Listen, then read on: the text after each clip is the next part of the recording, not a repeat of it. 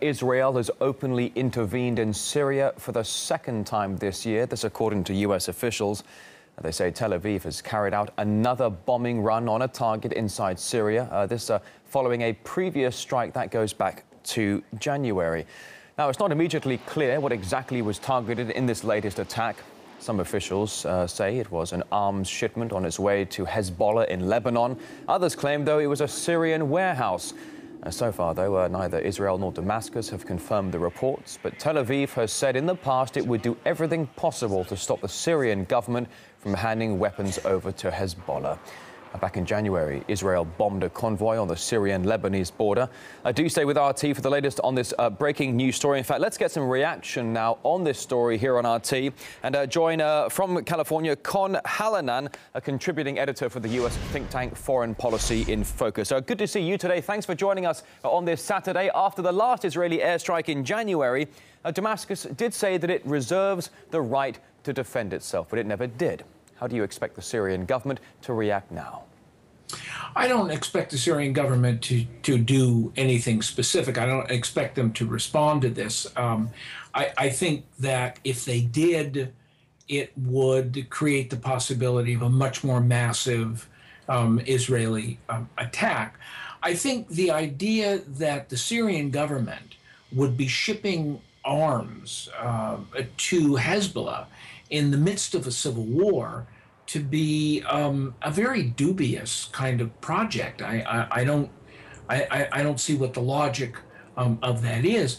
I think the Israelis are intervening at this point, and the U.S. is thinking of intervening because I don't think things are going exactly the way that the insurgency wants them to go. Well, so, I mean, certainly Washington in recent weeks and recent months has been treading very, very carefully around the ongoing Syrian conflict, or where it was at one point very much supporting the idea of getting rid of Assad. And now, perhaps, as you suggest, maybe they are treading very carefully around it. But when it comes to possibly unconfirmed at this point, but the Israeli airstrike now in Syria, the second time since January, what can the embattled Syrian government do to defend itself from Israeli airstrikes? I don't really think that there's very much they can do to defend themselves in the Israelis. I mean, the Israelis can pretty much strike as they will in Syria.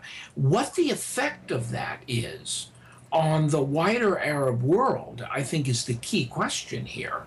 And the Israelis may find that while they're able to basically strike at will against Syria, that also means that it places a very different view, so to speak, of the civil war in Syria. And I think at this point the Syrians are not going to do anything physically, but I think they are going to say politically that the Israelis are attempting to overthrow the Assad government, and therefore anybody who supports the overthrow of the Assad government is in alignment with Tel Aviv. And that may be a pretty hard sell for Israel. But Mr. Hallinan, just a few moments ago, as you did say, the U.S., I should say, you were suggesting that the U.S. is showing more support, indeed, in recent days for the ousting of President Assad. The U.S., in fact, in the past 48 hours, Defense Secretary Chuck Hagel saying that America is open to considering arming the rebels. What do Washington and its allies in Tel Aviv ultimately want to see happen in Syria? We understand they want to see Assad go, but how far are they prepared to go to that end? It's a little hard to say at this point. I would say that they sort of have doubled down in terms of the bet. And I think what they're feeling is that the civil war is at a stalemate. They don't see the Syrian army breaking apart. They don't see that there's a kind of a massive opposition to Assad within his own supporters. And I think what they're trying to do is to double the bet, to essentially raise the ante at this point. Is it going to work? It's very hard to say. I think that the Syrians can't do much in response to it, but I'm not sure that the Israeli attack and the U.S. step-up of support for the insurgency necessarily plays that well in the rest of the Arab world outside of the Gulf countries, or at least well, we certainly are seeing a growing amount of desire for intervention, whether it comes from Western powers or even from regional powers, the immediate neighbors surrounding Syria. Con Hallinan, live from Berkeley, California, a contributing editor for the U.S. think tank Foreign Policy in Focus. A pleasure to have you on RT today. Thank you. Thank you.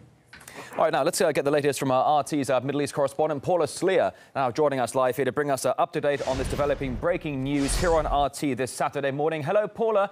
Details that we know of this suspected second Israeli strike in Syria since January. What are the Israeli officials saying now? Well, as of yet, there's been no official comment from the Israeli side, but Israel in the past has said that it will do everything necessary to stop the transfer of weapons from Syria to Hezbollah or other so-called terrorist groups. Now, the US officials are reporting that Israel conducted an airstrike into Syria. What's not yet clear is what and where the target of this attack was. There are some reports that say it was a chemical weapons warehouse, whereas others are reporting that it was an arms convoy on its way to Lebanon. What's also unclear at this stage is whether or not Israeli planes actually entered Syrian airspace to conduct the attack, or whether they launched missiles from the Israeli side. It's also not clear whether or not the Israelis alerted the Americans before they carried out such an attack, and White House officials have referred all questions to the Israeli regime, which, as I say, at this stage is keeping mum on the topic. This is, as you say, the second time this year that Israel conducted airstrikes into Syria. Back in January, Israeli fighter jets attacked a convoy of sophisticated anti-aircraft missiles that were believed to be on their way to Hezbollah. The Syrian government is allied with Lebanon's Hezbollah, and Israel has said repeatedly in the past that it is committed to making sure Syria doesn't supply any game-changing weapons to Hezbollah. So essentially, you have a situation where Israeli warplanes violate Lebanese airspace on a regular basis, and Hezbollah recently going on record saying that it had intervened in the Syrian conflict to help its allies in Damascus. As far as the chemical weapons issue goes, Syria recently said, and this was after the US claimed that it had intelligence pointing to the recent use of chemical weapons by Damascus. The Damascus regime said that it doesn't have any kind of chemical weapons and would never use them on the home front, if indeed it did have them. Following that, the first Israeli airstrike happened in January, and Syria then said it reserved the right to defend itself, but there was no open retaliation.